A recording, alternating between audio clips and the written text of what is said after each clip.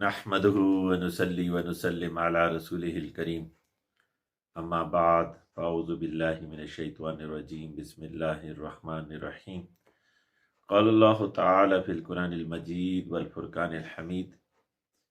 اهدنا الصراط المستقيم صراط الذين أنعمت عليهم غير المغضوب عليهم ولا الضالين صدق اللہ العلی العظیم وقال رسول اللہ صلی اللہ علیہ وسلم من تشبہ بقوم فہو منہ صدق اللہ العلی العظیم وصدق رسولہ النبی الکریم۔ اس بندہ عاجز نے آپ سب دوستوں، بھائیوں، بزرگوں کے سامنے اللہ کے پاک کلام سے کچھ حصہ تلاوت کرنے کا شرف حاصل کیا۔ رب العزت سے درخواست ہے وہ پاک ذات عاجز کو صحیح مفہوم بیان کرنے، ہم سب کو سمجھنے اور اس پر عمل کرنے کی توفیق عطا فرمائے۔ اللہ تعالیٰ اپنے پاک کلام میں فرماتا ہے اہدنا الصراط المستقیم، یا اللہ ہمیں سیدھا راستہ دکھا۔ صراط الذین انعمت علیہم، ان لوگوں کا راستہ جن پر تو نے انعام کیا، غیر المغضوب علیہم ولا الضالین، نہ کہ ان کا راستہ جن پر تو نے غضب کیا اور نہ ان کا جن کو تو نے گمراہ کر دیا۔ اس کی تفسیر میں مفسرین لکھتے ہیں کہ جہاں پر انعام یافتہ لوگوں کے راستے کا حکم ہے، وہاں پر مغضوب لوگوں یعنی کہ یہود کی راہ کو اپنانے سے منع کیا گیا، اور اسی طرح ضالین یعنی کہ نصارہ کی راہ کو اپنانے سے بھی منع کیا گیا۔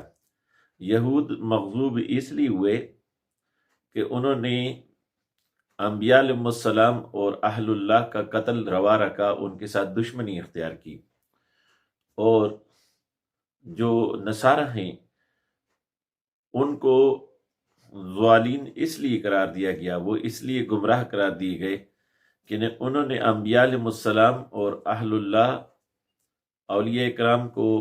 خدا کے بیٹے اور بیٹیاں بنا لیا اور خدا کے ساتھ شریک کرنے لگے۔ یہ دونوں راستے افراط و تفریط کی راہ ہیں، اور ان دونوں راہوں کو اختیار کرنے والا جو ہے وہ اللہ کی سیدھی راہ سے، استقامت والی راہ سے، انعام یافتہ لوگوں کی راہ سے دور جا پڑتا ہے۔ اسی کے بارے میں یہ یہود و نصارہ کی راہ سے جہاں پناہ مانگی گئی ہے، اس سے مراد یہ ہے کہ ہر غیر مسلم،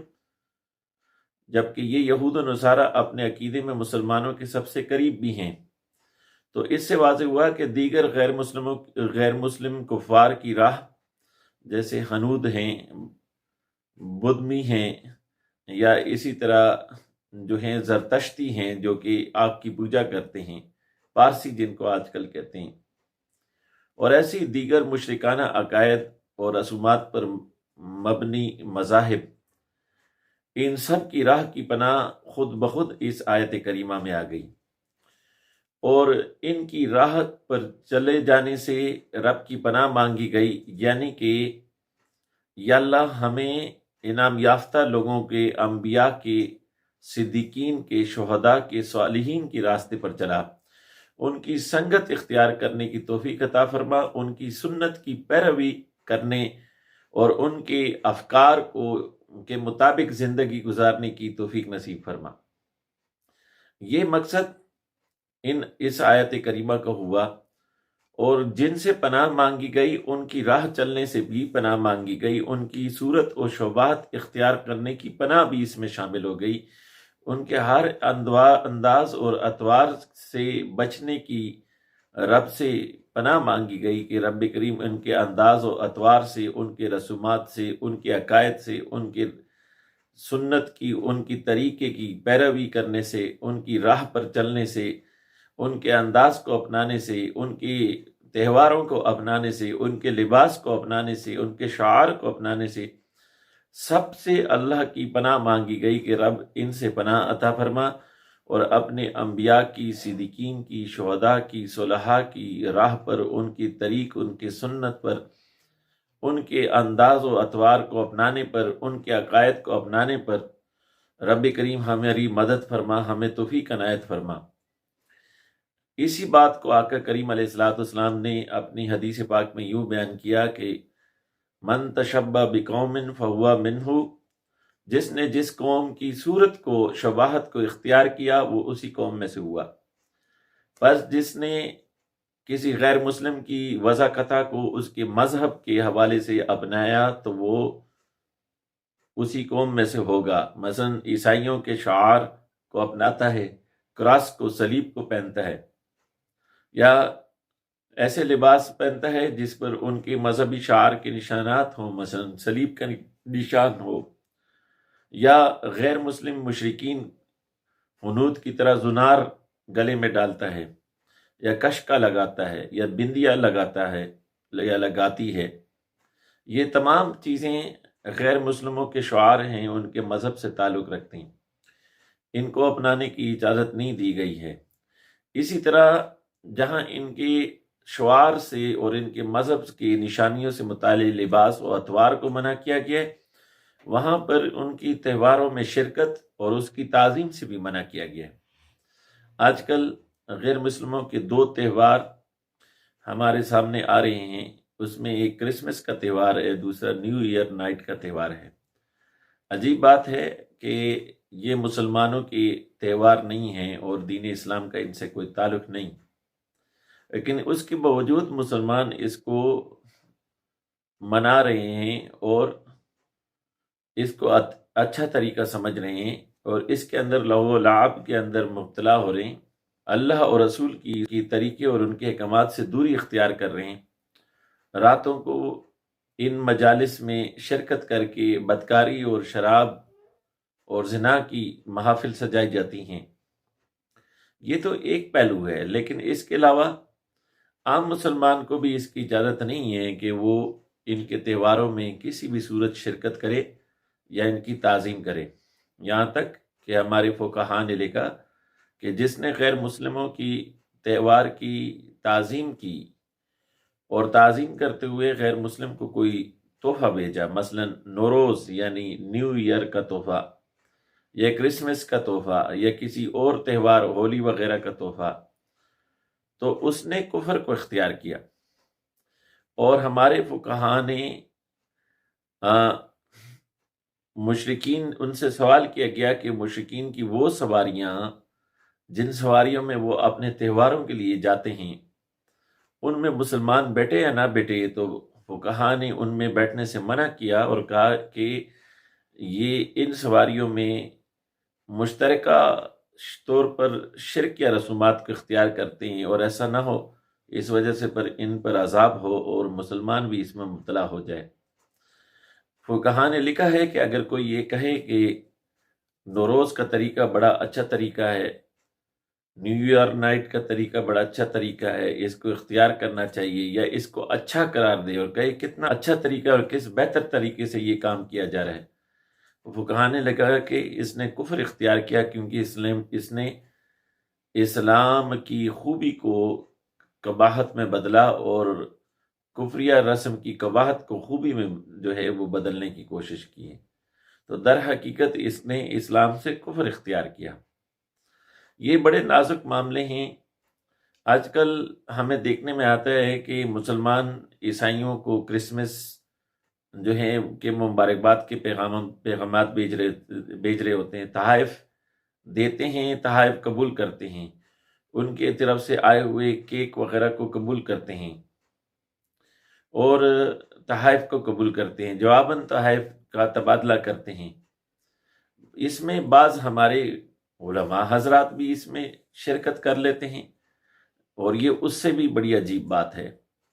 مسلمانوں کو ہرگز نہ چاہیے کہ ان تہواروں میں شرکت کرے۔ اس میں سے عیسائیوں کا ایک بڑا تہوار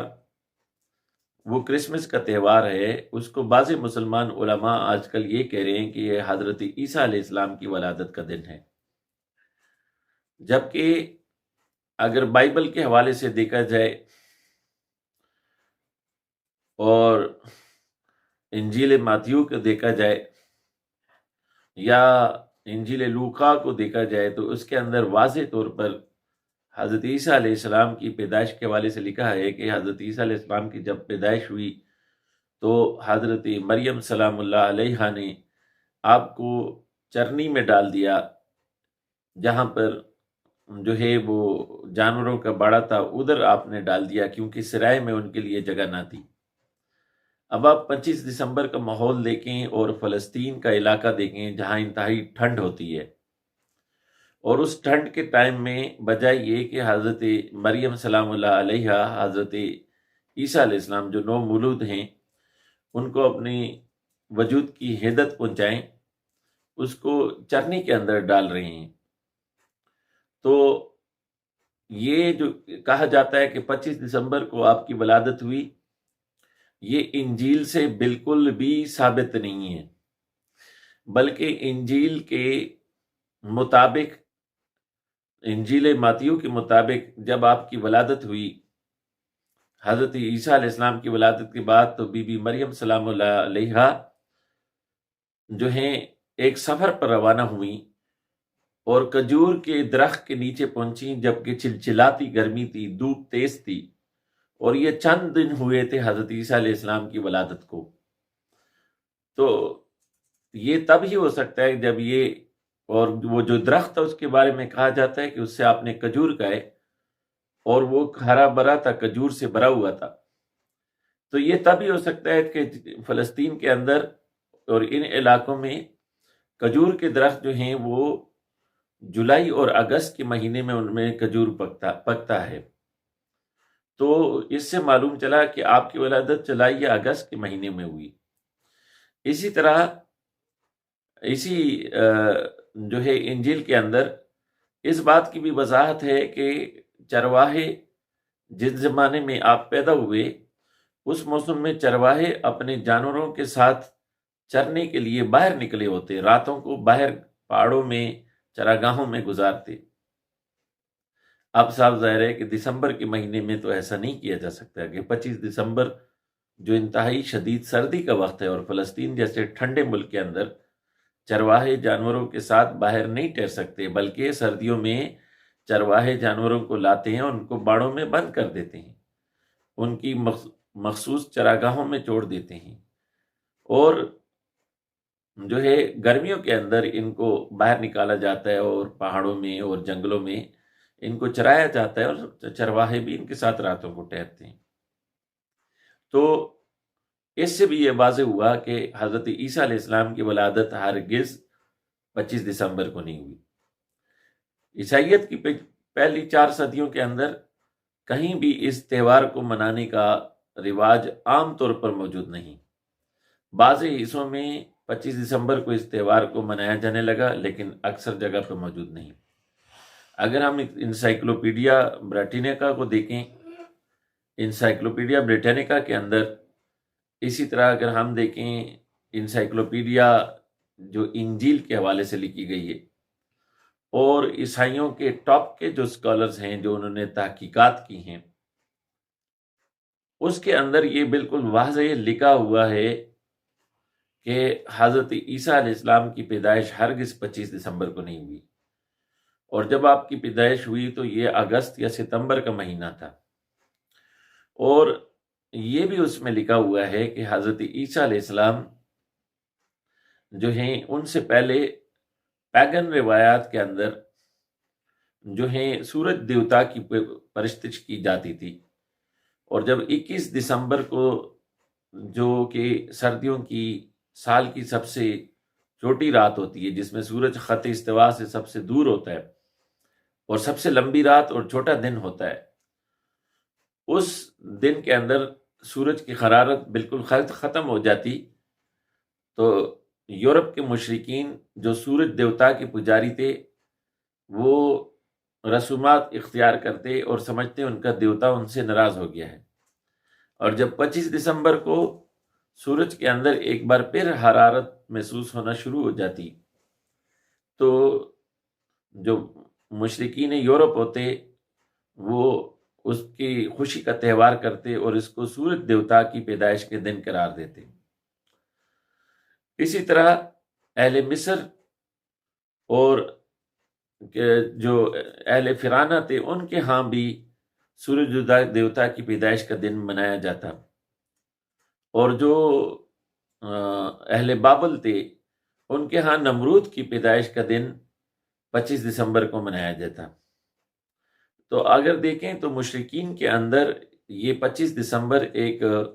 مقدس دن تھا، جس کے اندر ایک تہوار منانے کا رواج مختلف اقوام میں تھا، اور یہ زیادہ تر سن گاڈ کے حوالے سے تھا، نہ کہ سن آف گاڈ کے حوالے سے. کرسچنز نے اس کو سن گاڈ کو سن آف گاڈ کے حوالے سے کر دیا. اور چونکہ شروع میں انہوں نے یورپ کے اندر جب اسلام کو عیسائیت کو پلانا چاہا تو عیسائیت کا پلاؤ اس کے اندر مشرکین کے اندر تھا، اور جب جو مملکت جو روما تھی وہ مملکت روما مشرکین کی حکومت تھی، تو ان کے ساتھ قربت اختیار کرنے کے لیے انہوں نے اس تہوار کو اور رسم کو اختیار کیا، اور اس کو حضرت عیسیٰ علیہ السلام نعوذ باللہ خدا کی بیٹے کی پیدائش کا دن قرار دیا، سن آف گاڈ کی پیدائش کا دن قرار دیا، جو کہ بالکل غلط ہے، چونکہ یہ ایک مشرکانہ رسم ہے اور اس کی حقیقت بھی ثابت نہیں، اور یہ حضرت عیسیٰ علیہ السلام کی ولادت کا تہوار بھی نہیں، جیسے بعض علماء نے یہ کہا کہ عیسیٰ علیہ السلام کی ولادت کا تہوار ہے، اس کو منانا جائز ہے. یہ بالکل غلط فکر ہے. یہ ایک مشرکانہ رسم ہے جو حضرت عیسیٰ علیہ السلام سے پہلے سے آ رہی تھی، اور قرآن مجید فرقان حمید کے مطابق بھی حضرت عیسیٰ علیہ السلام کے ولادت کے بارے میں لکھا ہے کہ مریم سلام اللہ علیہا آپ کو لے کر نکلیں اور ایک کھجور کے درخت کے پاس پہنچی، تو وہ آپ کی طرف جھکا اور آپ نے اللہ کے حکم سے اس کو ہلایا تو آپ کو تازہ کھجوریں ملیں. تو اس سے بھی ظاہر ہوتا ہے کہ یہ کھجوروں کے پکنے کا موسم تھا. انجیل اور قرآن کی جو ہے دونوں کے بیان سے یہ پتہ لگا کہ حضرت عیسیٰ علیہ السلام کی پیدائش ہرگز 25 دسمبر کو نہیں ہوئی، بلکہ دیگر تاریخی روایات کے مطابق یہ سورج دیوتا کی پیدائش کا دن منایا جاتا، جو مشرکین مغرب اس کو اپناتے اور مشرکین مصر اور بابل یعنی عراق کے مشرکین بھی اس پر عمل کیا کرتے. اس لیے ہمیں ایسے تہوارات سے بچنا چاہیے، اس پر کسی قسم کے تحائف کا تبادلہ نہیں کرنا چاہیے، اور نہ ہی ہمیں ان تہوارات پر ان کو مبارکبادیں دینی چاہیے. غیر مسلموں کو ان تہوارات میں کرسمس کے تہوار وغیرہ میں مبارکباد دینا، اس طرح ہولی میں مبارکباد دینا، تحائف کا تبادلہ کرنا، یہ اسلام میں جائز نہیں ہے. یہ حرام اور ممنوع کام ہے، اس سے بچنا چاہیے. اور اگر تعظیم کی نیت سے ہو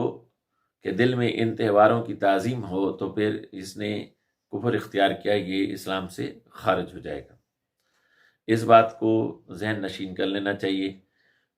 اب اس میں ایک بات کی وضاحت ضروری ہے کہ غیر مسلم اقوام کے اندر خصوصاً جو مسلمان بس رہے ہیں، وہاں پر ان کی بہت ساری مجبوریاں ہیں کہ وہ ان اقوام کے ساتھ جو ہیں وہ رواداری اور آپس میں ایک تعلق کے ساتھ ان کو رہنا پڑتا ہے. اب اگر وہاں پر ان کو کوئی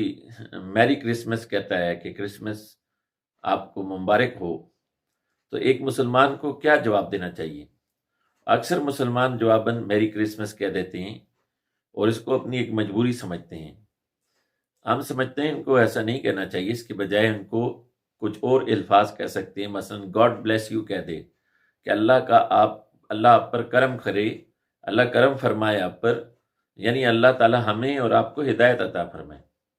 یا کہہ دے میں گاڈ گائیڈ اس، میں اللہ گائیڈ اس، کہ اللہ ہمیں جو ہے وہ راہ ہدایت عطا فرمائے. اس طرح سے کوئی بھی بات کر کے اس کی خیر خواہی کی جا سکتی ہے کہ اس کو اس طرح سے دعا دی جائے کہ وہ اللہ تعالیٰ اس کو نیکی کی طرف لائے اور صحیح عقیدے کی طرف لائے. اور یہ ضروری نہیں کہ آپ اس میں جھگڑا کریں اور انہیں کہیں کہ میں میری کرسمس کو نہیں مانتا، کیونکہ آپ ایک ایسے ملک میں اگر رہ رہے ہیں جہاں اکثریت ان کی ہے تو یہ مشکل ہے. اور یہ بھی لازم نہیں اور بلکہ نہ کرنا چاہیے کہ جواباً ان کو میری کرسمس کہے، چاہے اپنے خود کو مجبور سمجھ کر کہے. اس سے بچنا چاہیے، یہ جائز نہیں ہے. جہاں تک نئے سال کی مبارکباد کی بات ہے تو اس بات کو بھی سمجھنا چاہیے کہ انما الاعمال بالنیات، جو نیو ایئر نائٹ کو مناتے ہیں یہ تو ایک حرام فعل ہے، اور کسی طرح اس طرح کے کسی تہوار کو منانے کی، چاہے وہ بسنت کے نام سے ہو یا نیو ایئر نائٹ کے نام سے ہو، اسلام میں کوئی گنجائش موجود نہیں ہے۔ لیکن اگر کسی مسلمان نے کسی دوسرے مسلمان کو نیا سال تو جب شروع ہوتا ہے، اس کو جو پہلا دن ہوتا ہے اس نئے سال کو ہم بھی ایسے ہی پاتے ہیں جس طرح غیر مسلم پاتے ہیں۔ تمام انسانیت کے لیے آج کل سولر کیلنڈر کے حوالے سے، شمسی کیلنڈر کے حوالے سے ایک ہی نیا سال ہے۔ تو اس نئے سال کے داخل میں اگر بطور دعا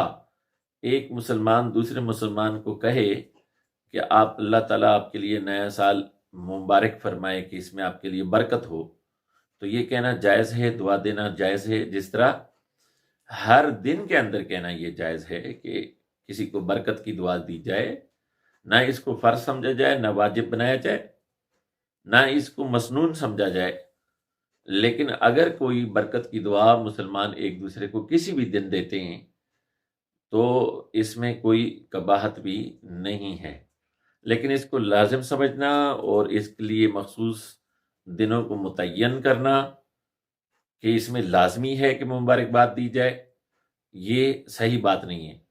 اور مسلمانوں کی عام ملاقات کی دعا بھی یہی ہے کہ السلام علیکم ورحمۃ اللہ وبرکاتہ، وعلیکم السلام ورحمۃ اللہ وبرکاتہ۔ اس میں اللہ کی رحمت اور برکت کی دونوں طرف سے دعا کی گئی ہے۔ تو ایک دوسرے کو برکت کی دعا کرنا، رحمت کی دعا دینا، سلامتی کی دعا دینا، یہ اسلام کا شعار ہے۔ اگر اس نیت سے کیا جائے تو اس میں حرج نہیں ہے۔ اللہ تعالیٰ ہمیں اپنے دین پر کامل عمل کرنے کی اور پیارے حبیب علیہ الصلاۃ والسلام کی ہدایات کو اور ان کی سنن کو اپنانے کی توفیق نصیب فرمائے، اور غیروں کے طریقوں کو اپنانے سے اللہ تعالیٰ ہمیں محفوظ اور معمون فرمائے۔ السلام علیکم ورحمۃ اللہ وبرکاتہ۔